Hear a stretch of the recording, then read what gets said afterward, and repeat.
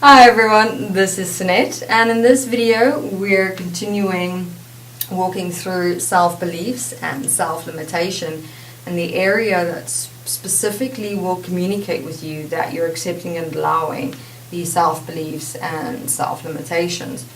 So I'd like to walk you through the practical ways that you can incorporate in your everyday life moments to change that for yourself. Now, even for me, I tended to, when I want to change, I felt I wanted to change everything at once. So I'd almost sit an entire night and just do writing for myself and processing and introspection and investigation and look at ideas and ways in which I can change my total self-belief system. So, I completely wanting to change self-belief inside myself and the limitation it causes, like in one night. Just want to get it done and I never want to have to deal with it again. But that's not quite how life works. So after realizing, the consequences of trying to do that, because yes, you can do it and then you feel like, okay, I've really changed while processing things inside myself, and then I go out there into my day and the opposite happens, and before I know it, I'm falling again into this pattern. And even more so, sometimes things happen in life that you couldn't have predicted, and you're facing a situation that you've never faced before, which challenges something like this, self-beliefs and self-limitations.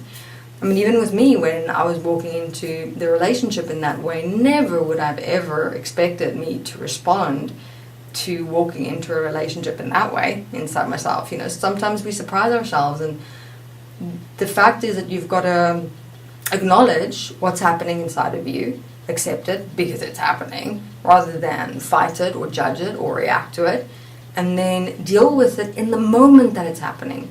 This method has been the most effective for me to change, because in real time, in the moments as it's happening, there I can see it's happening, I acknowledge it, I can see it very clearly, and then I know exactly what to do to change it. And then I can change it right there and then. I mean, guys, it's been really empowering to get that practicing into myself of changing something in the moment while it's happening. So an example would be when I noticed these thoughts coming up of the dating. Okay, like let's say what you should wear and what you should look like, what you should accentuate and what not.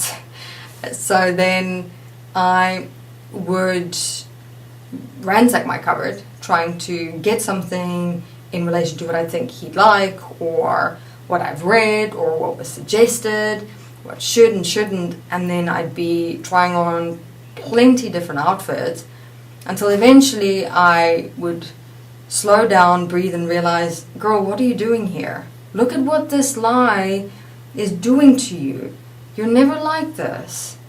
I mean, you're gonna get there all flustered, probably gonna wear something that you're completely uncomfortable with.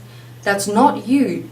What would I wear to reflect me, to represent me, to express what I feel when I'm with him? So when I did that, I decided to wear, for example, just a long, flowy, comfortable dress. Keep myself very simple but natural, because that's me. And I felt comfortable in my own skin with myself, and that was so much more fulfilling. And that was the moment that changed it for me, where I realized, okay, this is what I want to feel. I want to feel this in a relationship I walk into, not being in this hectic mind, limiting myself with everything else but myself. So obviously, you can't really just quickly, easily say just be yourself. I mean, that's not very practical. You've got to, what I meant by be myself is you've got to define what self means in a given moment. Like I did, I want to wear something simple, natural, and comfortable. So I looked at my cupboard for that, and that's what I went with. Now, to have a look at your everyday life, so take that list, okay, that you made in the previous, from the previous video, where you had a look into your everyday life. And what I'd like you to do from there is when you notice in a moment you're doing it towards a person, like let's say there's a person at work who exerts authority, and they always remind you of a fear of conflict that you have, so you're always nervous around them, and you notice these thoughts that come up inside of you where you think that they're always thinking that your work is not good enough, which has made you feel not good enough. So every time you're going to work, you never feel like anything you do is good enough.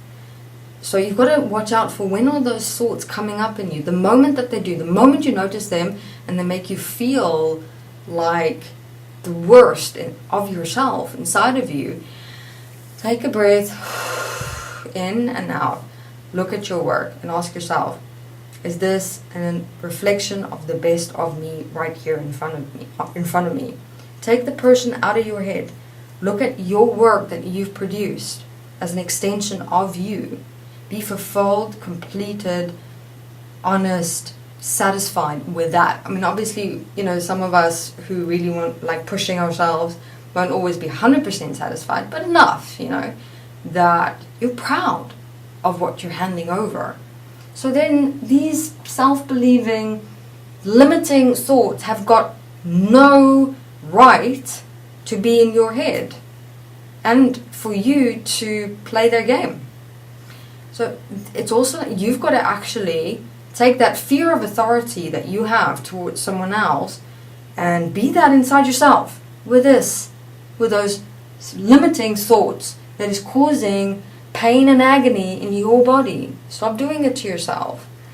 And you can give yourself a real nice talking to yourself inside. You can say, I'm not going to do this to myself. Look at my work. I'm satisfied. I'm honored to present this. I'm fulfilled by this. This is me. And this is what matters. Yes, I'm open to criticism and feedback to enhance, expand, evolve my skills and techniques, but there's nothing wrong with what I'm giving here and with me in it. All right. So everyone, it's going to take practice to really start, doing this more naturally in your everyday life. As I say, perfect practice makes perfect, meaning, you can always practice, but do it in a, forgive my frankness, like a half-assed way.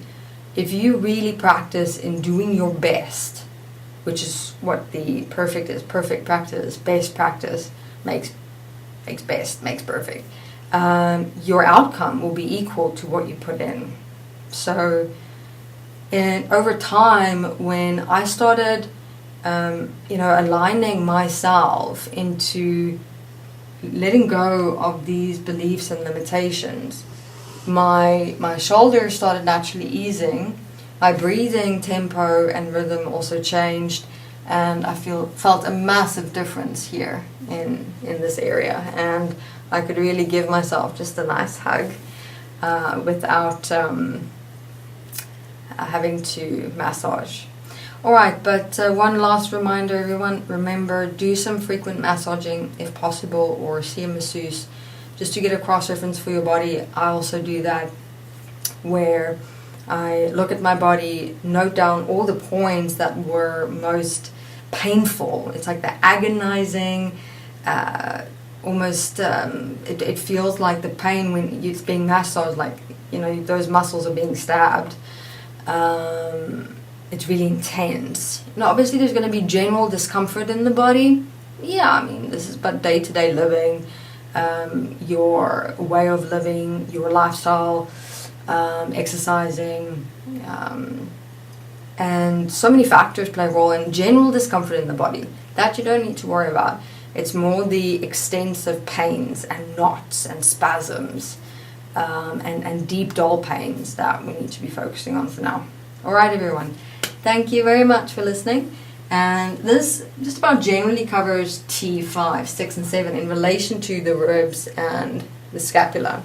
So this is also a nice, interesting, different variety of how we'll be walking through the videos in time to come. Sometimes we'll be having a look at individual parts. Sometimes we'll be having a look at the interconnected whole.